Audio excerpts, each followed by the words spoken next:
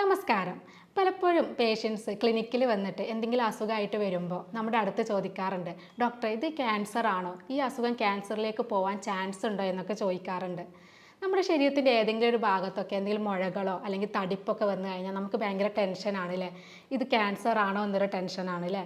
അതുപോലെ തന്നെ എന്തെങ്കിലും ലക്ഷണങ്ങൾ കാണുമ്പോൾ, അതായത് നമുക്ക് മലദ്വാരത്തിൽ ബ്ലീഡിങ്ങോ അല്ലെങ്കിൽ മലബന്ധമൊക്കെ വന്നു കഴിഞ്ഞാൽ ഇത് ക്യാൻസർ കാരണമാണോ, അത് പൈൽസ് തന്നെയാണോ എന്നൊക്കെ ചോദിക്കാറുണ്ട് പേഷ്യൻസ്. കാരണം ഇന്ന് ക്യാൻസർ എന്ന് പറയുന്നത് അത്രയും സാധാരണയായിട്ടുള്ളൊരു അസുഖമായിട്ട് മാറിയിരിക്കുകയാണ്. അപ്പോൾ ക്യാൻസർ വന്നു കഴിഞ്ഞിട്ടുണ്ടെങ്കിൽ നമ്മുടെ ശരീരം കാണിക്കുന്ന ലക്ഷണങ്ങൾ എന്തൊക്കെയാണെന്നാണ് ഇന്ന് ഈ വീഡിയോയിലൂടെ ഞാൻ പറയുന്നത്. ഞാൻ doctor Semiya, doctor Basil's homeo hospital, Pandikkad, Malappuram ജില്ല.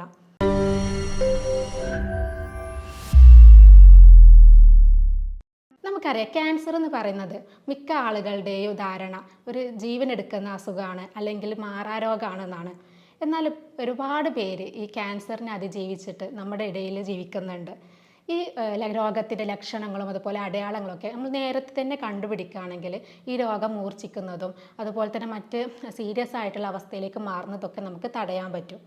അപ്പോൾ നമ്മൾ മുൻകൂട്ടി ഈ ലക്ഷണങ്ങൾ ശ്രദ്ധിക്കാതെ വരുമ്പോഴാണ് ഈ ചികിത്സ വൈകുന്നതും അത് രോഗം മൂർച്ഛിക്കാൻ കാരണമൊക്കെ ചെയ്യുന്നത്. നമുക്കറിയാം, ക്യാൻസർ എന്ന് പറയുമ്പോൾ നമ്മുടെ പല ഭാഗത്തും നമ്മുടെ ശരീരത്തിൻ്റെ പല ഭാഗങ്ങളിലായിട്ട് ബാധിക്കുന്ന ഒരു അസുഖമാണ്. അതുകൊണ്ട് തന്നെ പല അവയവങ്ങളിലും പല തരത്തിലുള്ള ലക്ഷണങ്ങളാണ് കാണിക്കുക. അപ്പോൾ അത് ഏത് അവയവത്തിലാണോ ബാധിച്ചിട്ടുള്ളത്, അല്ലെങ്കിൽ അതിൻ്റെ അടുത്ത് ഏതൊക്കെ അവയവങ്ങളിൽ അതിൽ പ്രഷർ കൊടുക്കുന്നുണ്ട്, അല്ലെങ്കിൽ അതിൻ്റെ വലിപ്പം എത്രയാണ്, അതിനൊക്കെ അനുസരിച്ചിട്ടാണ് ഈ ലക്ഷണങ്ങൾ കാണിക്കുക. ഇപ്പോൾ ഒരു ക്യാൻസർ എന്ന് പറയുമ്പോൾ നമുക്കറിയാം മുഴകളാണ്. ഈ മുഴകൾ നമ്മുടെ അവയവത്തിൽ നിൽക്കുമ്പോൾ അത് അടുത്തുള്ള ടിഷ്യൂസിനെയും അതുപോലെ തന്നെ രക്തക്കൊയിലുകളിലൊക്കെ പ്രഷർ കൊടുത്തിട്ട് പലതരത്തിലുള്ള ലക്ഷണങ്ങൾ കാണിക്കുന്നുണ്ട്. എന്നാൽ ചില ക്യാൻസറുകൾ നമ്മൾ ശരീരത്തിൽ വന്നു കഴിഞ്ഞിട്ടുണ്ടെങ്കിൽ അത്രയും മൂർച്ഛിച്ച് കഴിഞ്ഞാൽ മാത്രമേ നമുക്കത് അറിയാൻ പറ്റുള്ളൂ. അതിന് ഉദാഹരണമാണ് പാൻക്രിയാസിൽ വരുന്ന ക്യാൻസർ. ഈ പാൻക്രിയാസിലെ ക്യാൻസർ എന്ന് പറയുമ്പോൾ അത് അടുത്തുള്ള അവയവങ്ങളിലും ടിഷ്യൂകളിലൊക്കെ പ്രഷർ കൊടുത്ത് അതിനെയൊക്കെ ബാധിക്കുമ്പോൾ മാത്രമേ നമുക്ക് ലക്ഷണങ്ങൾ പുറത്തേക്ക് കാണിക്കുള്ളൂ.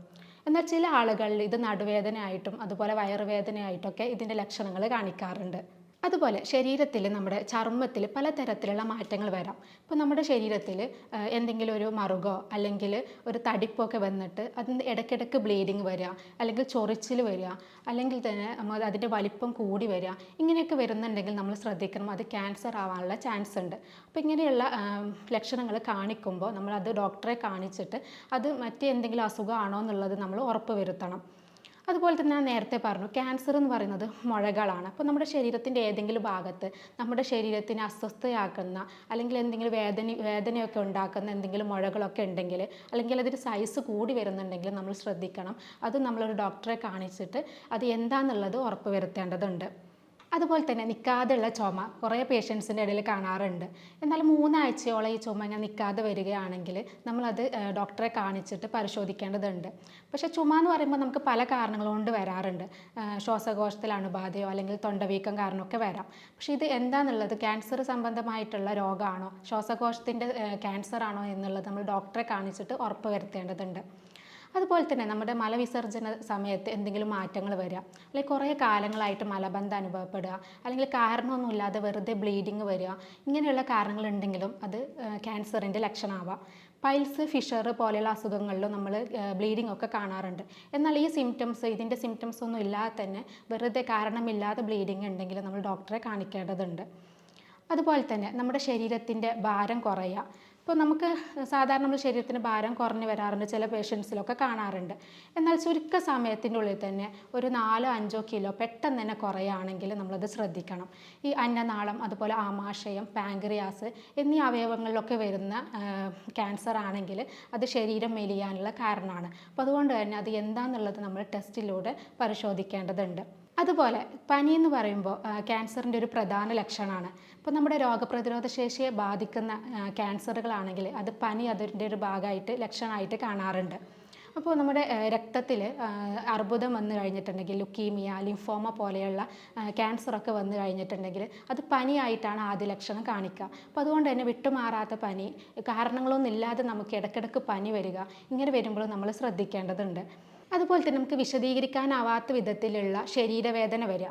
ഇപ്പോൾ പല ഭാഗത്തായിട്ട് വേദന വരാറുണ്ട്. അപ്പോൾ മൊത്തത്തിൽ നമുക്ക് ഈ അസ്ഥികളിലൊക്കെ വേദന വരുന്നുണ്ടെങ്കിൽ അസ്ഥി സംബന്ധമായിട്ടുള്ള ക്യാൻസറുകളിൽ, അതുപോലെ വൃഷണവുമായി ബന്ധപ്പെട്ട ക്യാൻസറുകളിലൊക്കെ നമുക്കിത് കാണാറുണ്ട്.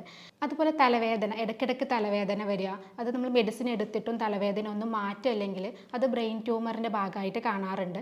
അതുപോലത്തെ നമുക്ക് ബാക്ക് ഏക്ക് വരുന്നത്, അതായത് നടുവേദന, ഈ മലാശയ സംബന്ധമായിട്ടുള്ള ക്യാൻസറിലും അതുപോലെ നമ്മുടെ വൻകുടലിൻ്റെ ക്യാൻസറിലൊക്കെ ബാക്ക് ഏക്ക് കാണാറുണ്ട്. അപ്പോൾ അതുകൊണ്ട് തന്നെ ഇത്തരം ലക്ഷണങ്ങൾ നമ്മൾ കണ്ടു കഴിഞ്ഞാൽ അത് ഡോക്ടറെ കാണിച്ചിട്ട് നമ്മൾ ഉറപ്പ് വരുത്തണം, അത് മറ്റ് അസുഖങ്ങളൊന്നും അല്ല എന്നുള്ളത് ഉറപ്പ് വരുത്തേണ്ടതുണ്ട്.